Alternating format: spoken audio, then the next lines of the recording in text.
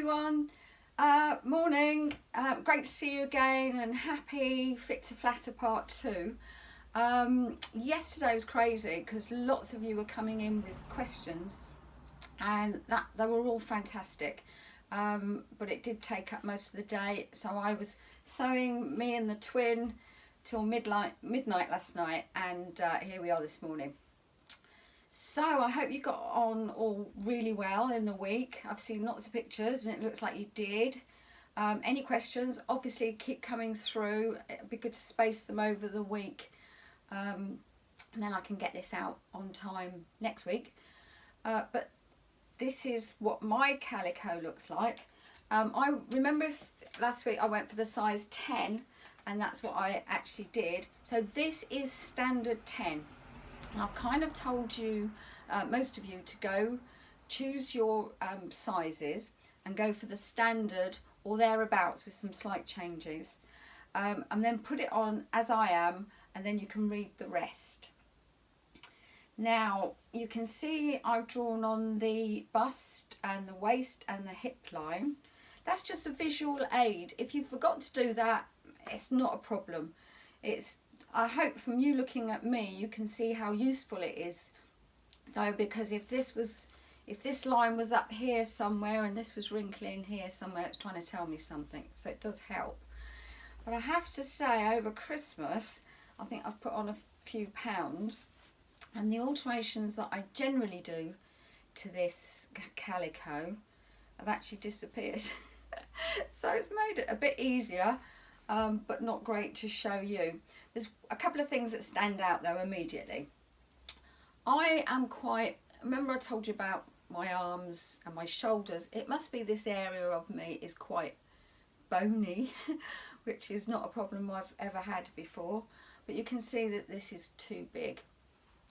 Now I don't want to go to this and take a chunk out of it, that just will look a bit ugly in the finished garment, but at this moment in time that's all I can do. So what I'm going to do is take some pins and grab, and I can't see it, I can't even see that camera from this distance without my glasses, but I'm going to put a few pins in. I can feel it, that's the main thing. I can see down there. So basically I'm taking out a dart till it feels right. Garment making is a lot about feel as well as about the look. You're going to be wearing that garment, you're going to want to know how you feel in it, and that's a big thing with the bridal industry. Brides are big on how that dress feels. They will buy on that one issue. So it's the same for us, for every day. We do when we go to the shops. Now I know that has to be removed. It's going to be difficult taking things on and off in front of you here, so I'm just going to explain it. But that's one great big dart in the middle of the garment. Doesn't look great. So what I will do is take this off and I'll mark my centre front, and I'll split this one dart into two. So I'll measure it, half it, and then put two darts, one either side of the centre front in a nice direction, not straight down. All straight lines are a bit too hard, so a nice flowing with the body. By the time you've seen it, noticed it in the garment, you're gone to another area of the garment. So I definitely need to bring the neckline in. I need, because I've done that, it's actually brought the shoulders up a bit higher, but generally I'd need both. So I would now be looking to mark my armhole in a little bit. So this is not hanging over the edge of my shoulders, but actually it's not exaggerated enough for you to really see it. And I would kind of feel my bone, which actually I'm feeling the seam, so it's great. But what I would do, because we're doing this we're presuming we're doing it ourselves and we haven't got help, I would take a felt pen, and all I would do is mark that, feel my bone and mark it. I can do that without looking, and I can feel around my armhole, a mark on the front, doesn't matter about the back. But when that's off me, I put it on the mannequin and I'll be able to redraw my armhole, knowing it's not a lot, so I can set that sleeve. back into that armhole. So I'll take that off the edge, 1/4 of an inch or whatever it is. I'm now looking at the rest of it, and there's enough movement in there for me. I know the waist is big because it's an A-line. It went from the bust out. So lots of you asked me questions about their measurements, and I could read just by the bust and the hips what you said to me. I knew that waist was going to be big enough, unless you went from bust out and back in again, and that is a figure shape. There is nothing wrong with that, so it could have been, but I knew if you were going from there to there in a straight line, you're still fitting in that A line. So that should be good too. What I want you to know, that there's been a few absolute beginners, and I think you're amazing taking this on, but you've been a bit worried about what all these lines mean. Can I just say, if you, from this whole Fit to Flatter thing, if you only take one thing, if you learn one thing from all of this, it's better than how the step you were at the day before. I'm not saying this is the be all and end all and take this all in. It'll be overwhelming. I just want to put over to you what I'm all about is an attitude of one way or another you will make this work. And going back to my clients, I get them in, and I've only got them for an hour at the most, and I've got to read, listen, mark, do everything I can to understand that client, so when she's not there, I'm feeling I've got her in the room. I'll have her measurements, and it's hard to look at a list of written measurements and to visualize those as a garment or person. So going back into the calico, literally I'm feeling that's something not right. She was quite a round, curvaceous person. This is looking a bit straight and pointy. So you're getting inside the head of someone else. Sorry if this all sounds a bit deep and meaningful, but it's true. And we're not talking about clients, we're talking about you. So, and you've lived with you all your life. So start thinking along those lines. Some of you are already been sewing for years, you're doing it fantastic. I'm talking about those at the beginning stage that are worried about what all this means, and am I going to have to do this every time? No, you are going to get to know you with this. This is you when it's off, and it won't be long before you don't do any of this. If I'm honest, I think I said to you before, this is the first time I've made a calico for this design, and I've made 3 of the designs up already, because for one reason, look how close I am. But I know that.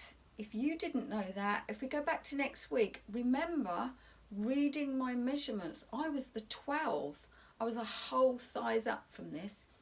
This is the 10, and I'm really happy with it, except for a few little tweaks. So I kind of hope that really makes sense for beginners. And I really want you to know that if this is the envelope, if this was in the fashion industry, you're not alone in the fashion industry. And I'm not just talking about me making for one person. I'm talking about big manufacturers work in exactly the same way. A designer will design something, somebody will cut the pattern to what they imagine that design to be. They will make up a mock-up, put it on a mannequin or a size standard to who the market is, and they will do all this tweaking exactly as we have. Then they'll put it into the fabric just like we will, and they will tweak even more. They are lucky enough to be able to perfect what they do. They've got the time to make this garment, because obviously they're in that business. But by the time they've reached the finished garment, it goes into production, and that's why we can buy it at a reasonable price. In couture, it would have stopped there. You go through all those stages, and that will go to one person. In manufacturing, it goes through all those stages, but then gets watered down because it goes out there on the mass market. We as individual sewers can't better that system. We can't do it any differently. So we have to go through all of those stages just for us. But it's worth it because the results will be amazing, and by the time you make another one, you know what you're doing. So everything gets easier. Hope that makes sense, and I hope you're happy with that. Now, we've just talked about some tweaking. Now, some of you might be at this stage and need a little bit more than that. I'm hoping you're a bit further on than you thought you might have been. If all those measurements were correct in the beginning, you've made your calico, and in your head, I need a bit of room, I need to move, my bust needs to be bigger, blah, blah, blah. You're putting something on that's pretty good. Maybe not perfect, but really almost there. Now you might have to do some other alterations. For example, it's tight on the bust and you need to do a bust enlargement. Now, I've tried to I'm going to demonstrate that here. We'll at least talk it through. And the only way I can do that, because I haven't got a real person, is to bring my number 2 in, and I've put it on the mannequin so I can point to things and show you. But underneath here is a bra. In fact, there's 2 bras, because I'm trying to make it look as though the bust is bigger. But I put on my post yesterday about the bra thing. Most of you have some sort of mannequin. It doesn't matter what type it is, and if it's the adjustable, that's better than nothing. It doesn't matter if it's a really cheap one. As long as you've got something you can look at, walk away and visualize, you can get the balance of the whole garment and you've got something to work with. But get your bra on there. Buy a bra if you have to, but have a bra on there all the time. Unless you're making a garment that you don't need a bra for, you're always going to need one. So for everyday wear, generally, I'd say keep that bra on, the mannequin, but also it's defining under the bust. It's giving you a better shape for the bust. It's telling you where your bust line is, front and back, because you've got the bra strap. And it's helping you to go in and then down to your waist. It's one of the most helpful fitting tools that you already have and we don't work with. Unfortunately, something like a adjustable mannequin are very smooth and wide in the lines. They're not actually like a real person that goes in and out in certain areas.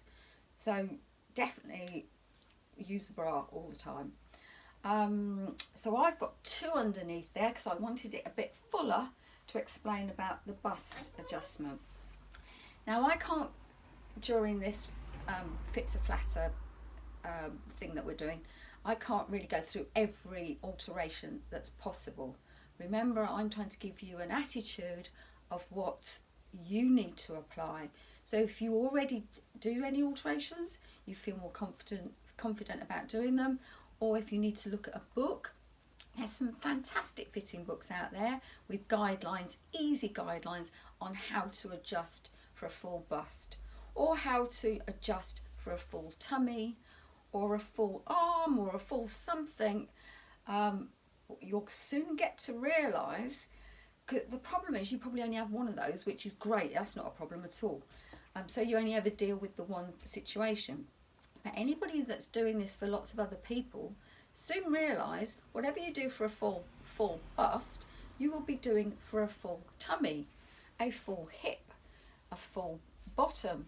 It's the same thing. You're trying to create extra fabric in that area. So I'm saying still continue with your usual ways of alterations, or refer to a book.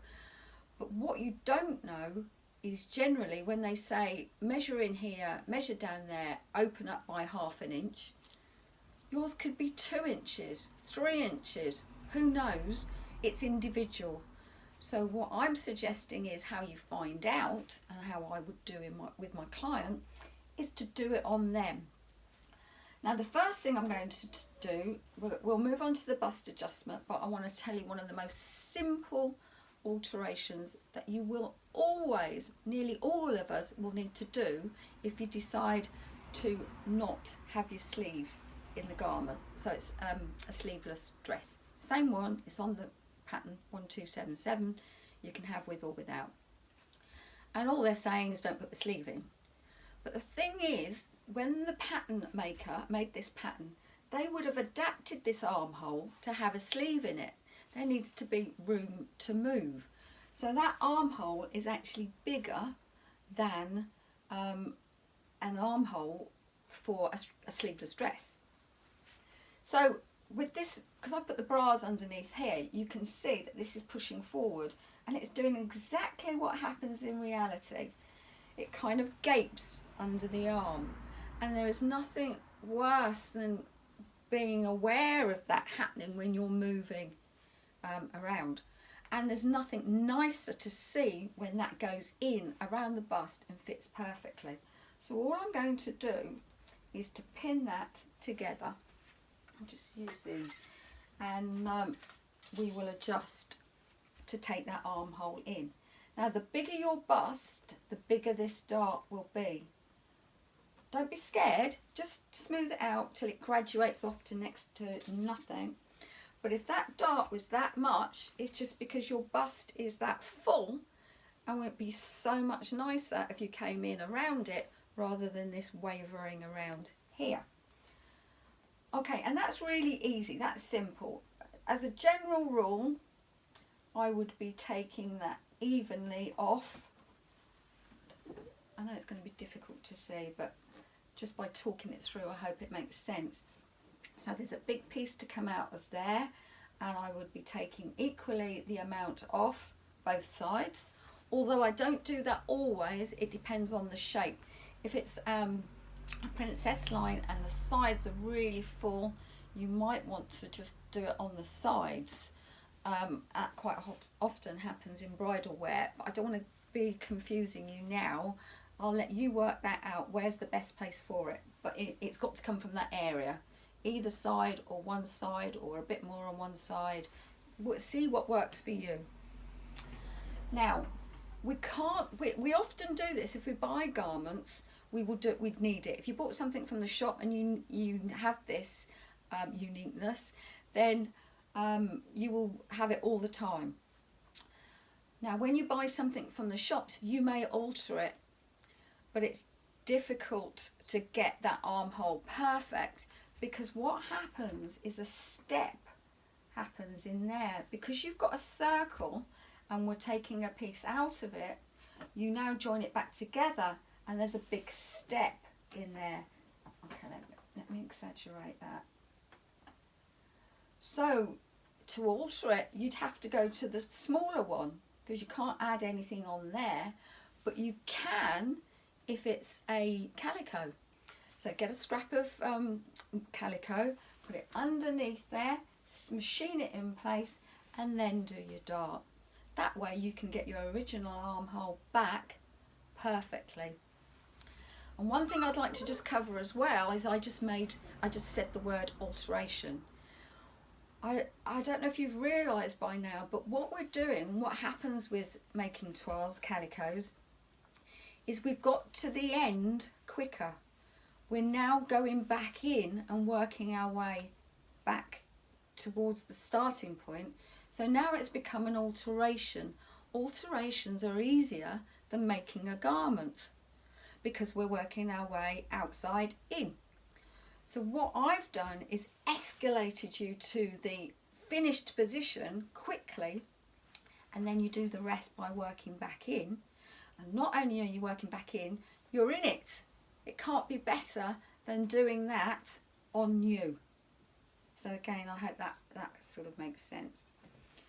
So now understanding this about taking in under the arms and about the step, because that could happen a lot of places. In general alterations, when you bring two things together, if they're not already lined up, when you take that out, you create a step, and the only way you're going to get that step in a nice looking curve again is by adding on and then truing it up. Great word, in pattern cutting terms, is truing. So you put a bit on and then you go between the two. Just get yourself a nice line. If not, you would have got a square line because you'd have had to go to the shorter one and then around, and you've lost that beautiful curve.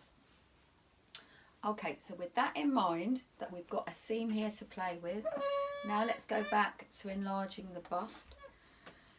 It's not really exaggerated, I know that, but these two patterns are cut, they're both size 10, cut identical. So this one is on me, and this is one on top of a bigger mannequin and 2 bras. Look how what we could have got away with, to be honest. But this is definitely pushing. I can feel, and also the side seam has come to the front ever so slightly. Yours could be much, it could be 4 inches, it could be, it doesn't matter how much it is. It's the attitude, it's the same alteration that you do to perfect it. So what I will be doing, and again, I don't want to, I thought I'd cut into this, but it's all going to drop on the floor and all sorts of things are going to happen. So I'm going to explain it just by talking through it. If you've got any queries, please get back to me. What I would do is cut through this line, the bust line, and through the darts. Do you know what I am going to do?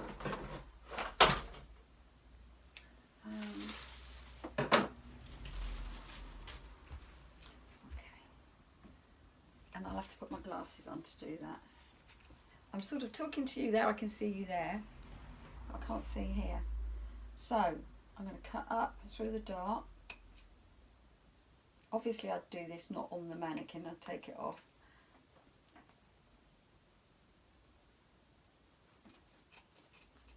I'm going to cut through my line. And I'd go right to the other side, but let's just pretend I've done that, and then I'd get this perfectly in line. Now I'm going to have to go through.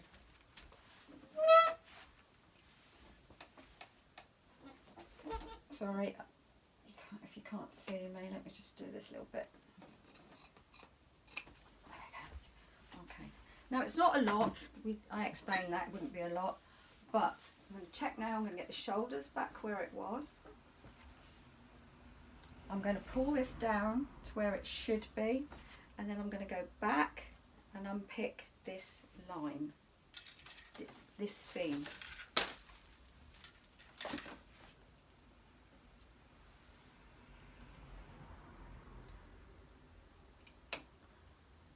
Now the reason I'm doing all of this, if you go into to open up or to close, so to make it smaller is just the opposite of what I'm doing. I'd be pinning this together to close it. Now I'm trying to open this up to make it bigger.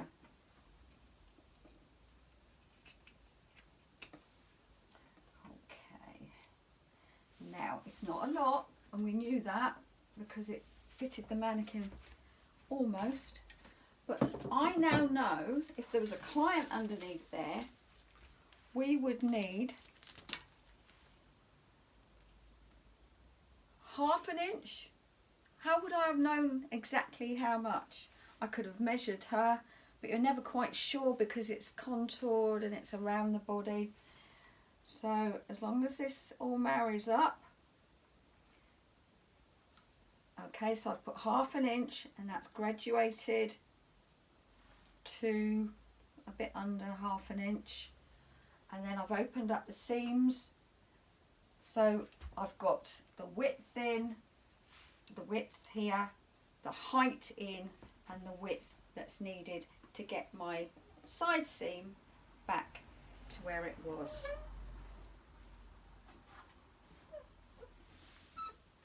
So it's not a lot, but that's what I add on to the pattern. I hope you can see that okay on this little video, but it should be logical. Okay, so what's next really is for you to do any alterations that's needed. A lot of you have been in touch with me and you've worked this stuff out. and I'm just so proud of you all, because some of you said you've never done this before and it's fitting great. So that's just brilliant news. If it's not, don't worry. Remember what I said about the industry. That's why we do it, to find out. So it's perfectly normal. But if you need help, let me know. We're almost there for this week, but I just want to give you one tip. I'm thinking really, ideally, next week, we want to be talking about perfecting this. If you're ready to get on with your fabric and start making, please go ahead. Not a problem. I don't want to hold you back. But for those who want to take their time, I've got more alterations to do. Sometimes if you've done all of this, you then need to recut it and make another one. But that is so satisfying. That is so brilliant when you've done like Edward Scissorhands and chopped it all up, made another one, and you put it on and it's perfect. That's when you know it's well worth it. So either way, I'm going to stick with you guys, whichever route you're on. But one tip is, if you're about to cut into your fabric, and I know lots of you are using Colville Scuba, which I think is fantastic, perfect for this. I don't know if I'm allowed to say this, but so many of those fabrics are so Ted Baker looking. They're the designs, the flowers, etc.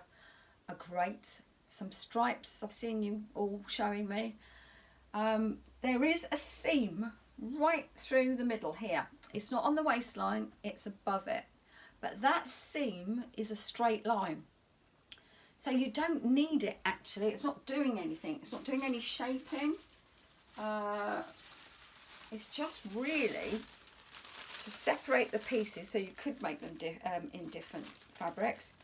But also it shows you exactly where that inverted point is for when we come to put the side panels in. It's exactly at that point. But when they're joined together, so in other words when they're overlapped and pinned as one, you haven't done anything to alter it, so you could use it like that.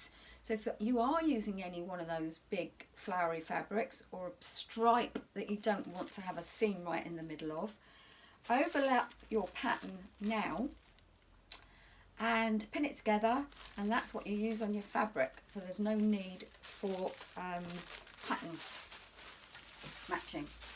Hope that makes sense. Again, I've probably missed lots out. I'm trying to think what I need to cover and what I can show you easily on this camera, on the video. But any questions, please just get in touch, and I'll meet you back next week either with a twirl or in your fabric. I've decided I'm definitely going to make another tunic. I love that tunic. I hate to say it, I wear it nearly every day in here because it's got the leggings, I can wear my flats, and the fabric I've chosen is this. It's another Colville Scuba. I don't know, I'm going crazy on Colville Scuba. Anyway, using it that way. I'm going to mix it with a lot of black. Probably do all the back in black again, definitely the side panels. I hooked on that one. I will eliminate that seam, no need for it. And this is something great I can wear for every day for work again. So good luck with your fabrics. Really, I'm with you all the way. I just wish I could be in your rooms and have a little look over your shoulder. But just keep me posted and I'll be back next week. Thanks so much for tuning in. You take care. Speak to you soon. Bye. I'm still here. Why won't it go? I have to go up to it to see. It's going to keep going.